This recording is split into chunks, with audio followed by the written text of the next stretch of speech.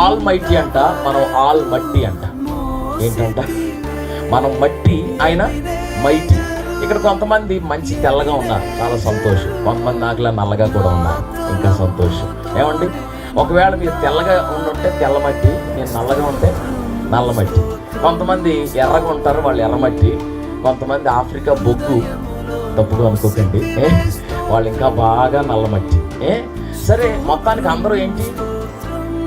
అందరూ ఏంటి? మట్టి. ఏమండి, కానీ ఈ మట్టి దేహాన్ని దేవుడు మహిమకు మార్చగలుగుతాడు. Praise the lord. మనం మట్టే, కానీ ఈ మట్టి దేహము కూడా ఆయన మహిమగా చేయగలుగుతాడు. ఈ మట్టి దేహం మహిమగా మారాలి. ఈ మట్టి దేహం మట్టిగానే ఉండిపోకూడదు. ఈ మట్టి దేహంలోనికి మహిమ కలిగిన దేవుడు వచ్చి చేరాలి. ఏమండి, మహిమ కలిగిన దేవుడు వచ్చి చేరడానికే ఈ దేహాన్ని దేవుడు ఆయనకు అనుకూలంగా ఆయన చిత్రీకరించుకున్నాడు. ఈ విశ్వం అంతటినీ మాట చేత కలుగు చేశాడు.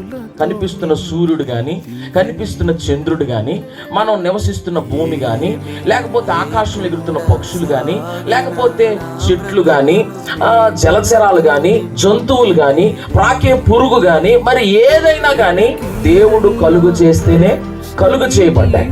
అవన్నీ దేవుడు నోటి మాట పలకగా అవన్నీ కలిగాయి. కానీ మానవుడిని అలా కలుగు చేయలే. మానవుడు ఎలా కలుగు చేయబడ్డాడంటే, దేవుడు కొంత టైం తీసుకొని పరలోకాన్ని నుండి భూమి మీదకి దిగి వచ్చి నేల మంటితో దేవుడు మానవుడిని కలుగు చేశాడు. ఎవరి రూపంలో? ఆయన రూపంలోనే.